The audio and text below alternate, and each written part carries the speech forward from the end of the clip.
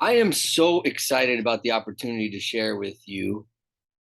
It is Friday afternoon, TGIS, TGIF. Thank God it's Shabbos, it's Friday. It's the opportunity for us to really connect with God. We're working on Be Happy by the Moharash, and we're on three, and it says here, the whole world is trapped by this way of thinking. Everyone assumes that in order to approach God, one must follow a routine of self-denial and personal suffering that takes a great deal of time and effort. Rabbi Nachman, however, revealed to us that the only way to achieve closeness to God is through constant happiness.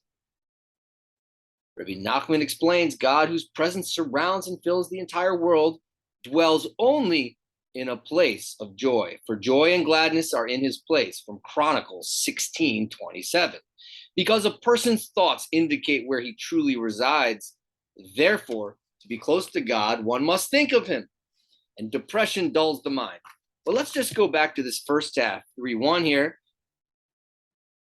If I want to be close to God, I'm going to have a routine of self-denial and suffering. Now, if I'm already in depression, and we're really dedicated here to how to find joy and be happy and apply these holy teachings in a place of difficulty, I got enough suffering. I make a lot of jokes in counseling and coaching because I think we already have enough suffering. But here, Rebbe Nachman's teaching us something much more, that the path back to God, according to Rebbe Nachman, is not through ascetic practice, for the most part. Maybe a little bit here and there. We have Yom Kippur coming up, and there is some asceticism, suffering, reset type thing going on there. I'm not sure. I have to learn more about it this weekend. Everyone's trapped by this way of thinking. In other words, this is a big trap by the Yetzer Hara, the dark side. Yeah, everyone assumes in order to approach God, must follow a routine of self-denial, personal suffering, and kill the flesh. Nachman says is the only way to you guys through constant happiness. How do you get constant happiness? Well, basically, we're going to, you are where your thoughts are, so make sure your thoughts are where you want to be. So if I want to be happy, I have to have something that I believe in that is positive. It could be, I can do this.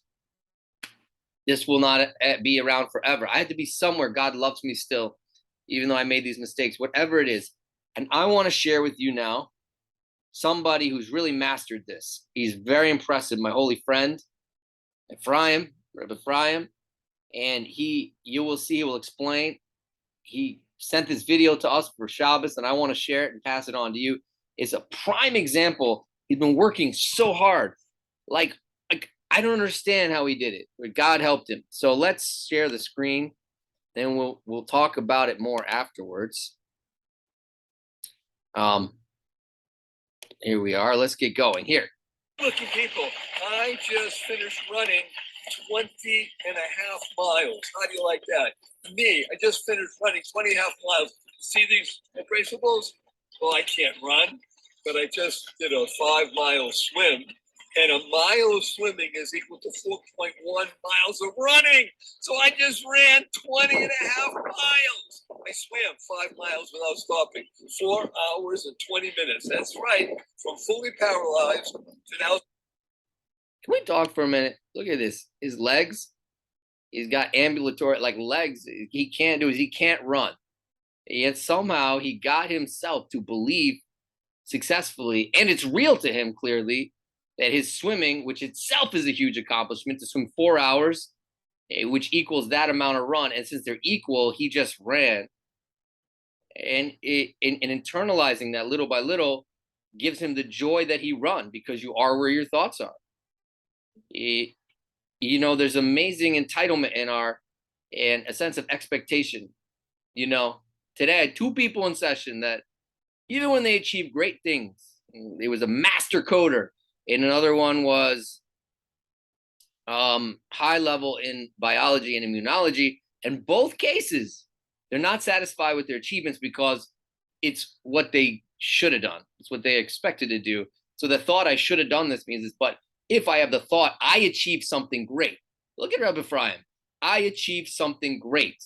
And he knows it. And he knows that God powered him. He knows that the universe, God, the divine, helped him get through that. And by helping him to get through that, He feels amazingly positive and good and filled up despite his difficulties. Let's hear more. 5 miles at a time without stopping, 74 years old. I did it for all the people in the world who are above the age of I can't.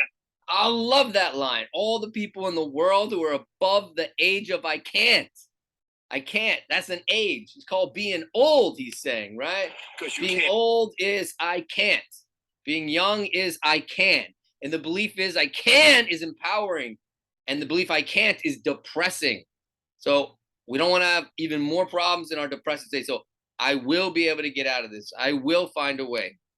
Go forth. Live exuberantly. Spread the seeds of joy, happiness, peace, and love. Go mad. Go make a difference. Ready? Good day. Wonderful, beautiful, positive, beloved, immortal beings, and good-looking people. I just finished running 20 and a half miles. You know, this is phenomenally, mind-blowingly awesome. I mean, he came to our house once and I was really blown away. And I can't believe it. We're going to have to interview and find out more what is going on here, how he achieved this. But in the meantime, let's understand, for years, he's worked years to get to this level. So let's not make it a joke. It's work. But he worked on the thoughts, because if you have thoughts and you internalize and go from no belief, feel real, and you make something real and you work at it, you can get out of places. Now, C days, we know the mind is useless. On a C day, it's just to believe I can, even though I don't feel good, this will end at some point, or even though there's still more good I can do here, or even there's a purpose that I'm here. Anything that you can lock onto that is a thought, that is joy connected, and all the more so if you're an A day. But look, more importantly, I want to note that he's not self-denial suffering. He's swimming and he's happy and he's singing.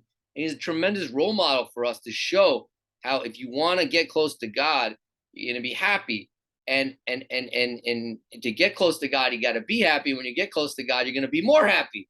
So how do you get that happiness? Through having good intentions and thoughts. Now, wait on, my mind's out of control. I'm depressed. No, okay, fine. But that's not what we're talking about. We're talking about something deeper. A person can not have to deny themselves, to take care of their body, to make their body feel good. And all that care on a C day is to take care, can bring us to a good place. I hope this was helpful. Thank you to Reb Ephraim and for being you. And thank you for inspiring us. You can all find ways to stop these high expectations and realize that we are wherever we are, it is what it is. And we need to stop fighting the reality, accept the reality that God has bestowed upon us and into us, and try to go down the path of Reb Ephraim, really a gadol in this area, and to become more and more truly accepting and to really embrace what God gives us. This is the 10 days of karmification, karma ratification by God in the book of life, and what's going to be the setup for the year, and always could change every day, but it's important time to grow and transform, and we can come back to God. And the way we can do that is by getting real with where we're at and embracing. We need to embrace reality that God gave us and say, God gave us this. So you must know what he's doing. It's got to be a good outcome. And start believing those statements of Amunah is a tremendous gateway. It's the narrow bridge maybe back to a good place. And that back to could be a return. That can bring us back to what we really need to get back to, which is the truth in our inner souls, who we really are, and not identify with thoughts. Because when we identify with these thoughts and we become them, we live in that world and it's the worst. It's the worst. And we need to find our way out. We need to help each other. We need good role models like Reb Ephraim. And I think he's on YouTube. If you want, check him out, Reb Ephraim Shore. And I will just text me. I'll try to put it in the when I put it up on YouTube. It's on Vimeo, but I'll put it up. I'll make sure to put that in there so you can find him there. Really inspiring. That's about it. And any other sentence we missed the words?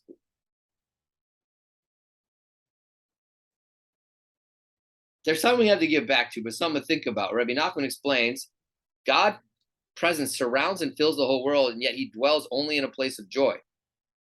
So how does he both fill the whole world and yet